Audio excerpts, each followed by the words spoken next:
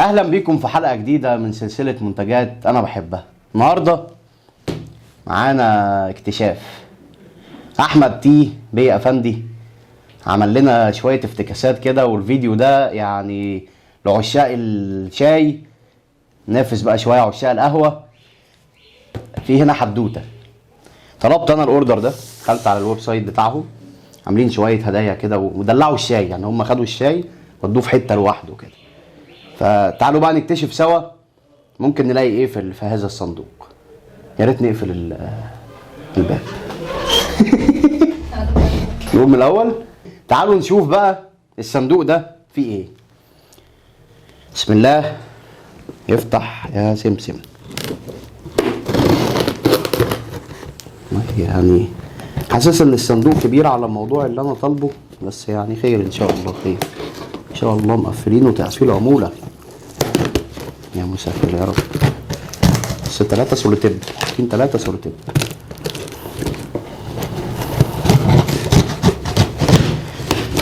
عاوز اقول لكم ان انتوا لما هتطلبوا الاوردر يعني مصر كلها هتعرف ان انتوا طالبين من احمد تي، عشان هما بيجيبوا الصندوق كده من غير اي كفر واي غلاف ولا اي حاجه. تلاقي البواب بيقول لك ايه، احمد تي يا بيه.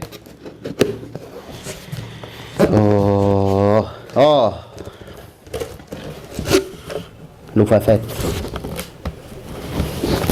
اللفافه الاولى،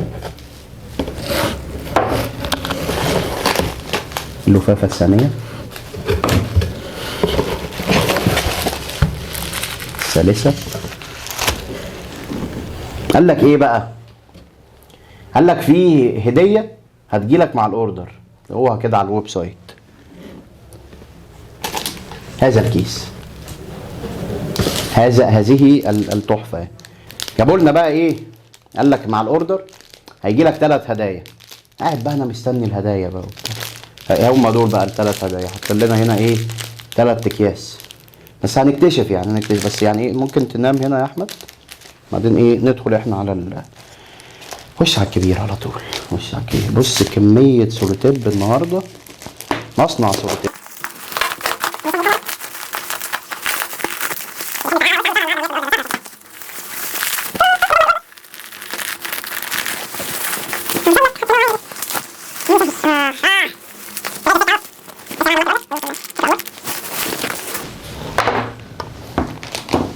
بص بقى ده كده ايه؟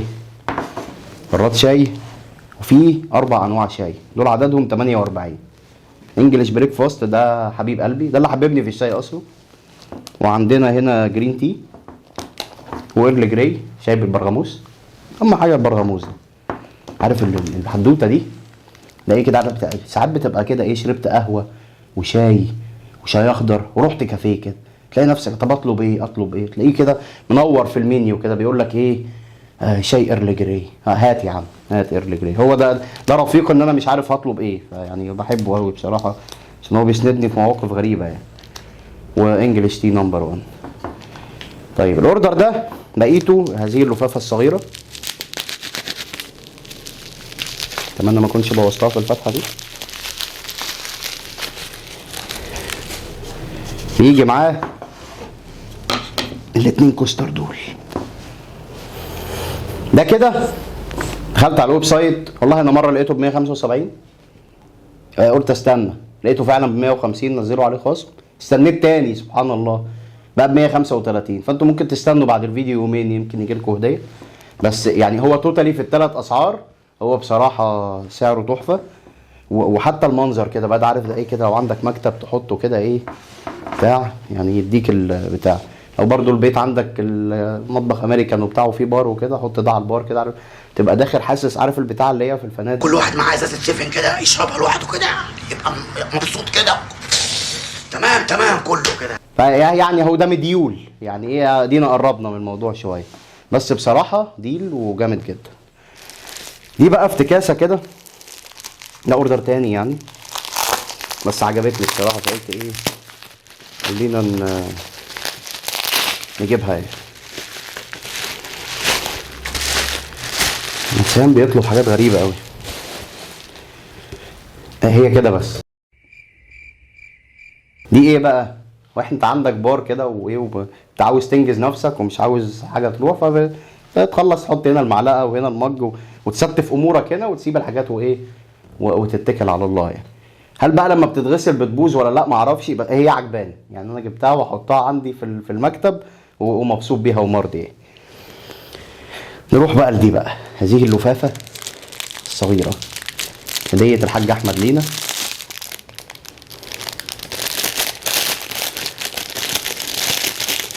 قال لك ايه؟ 3 هدايا وطلعوا 3 باكيتات شاي. يلا بس والله جامد برضه، انا مبسوط انا عارفينه ده. تروح خلص اليوم مش عارف تطلب ايه، تروح تطلب شاي الرجلين.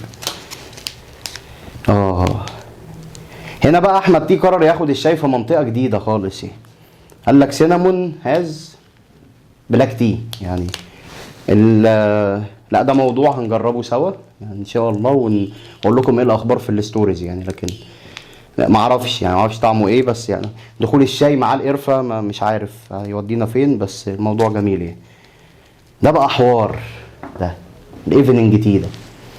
قال لك ايه بقى يعني؟ انا مش عارف الشاي، انا ما بعتبروش ان هو بيصحي قوي يعني، بس في ناس بتصحى من الشاي، فهم عملوا لنا شاي ديكاف زي القهوه الديكاف كده.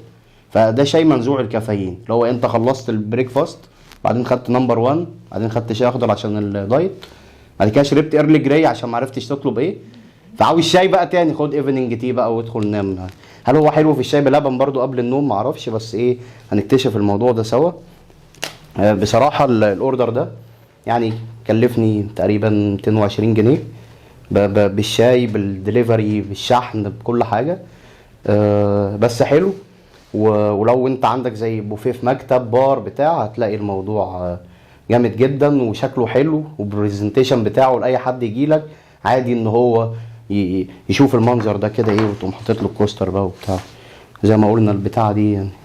صرفوا نفس حلو، هي حلو يعني. كان سعرها 40 او 50 جنيه، فبصراحه الموضوع كان مغري يعني. يلا اشوفكم في حلقه جديده، وما تنسوش بقى اللايك والشير والسبسكرايب والحاجات اللي هي بتطلع.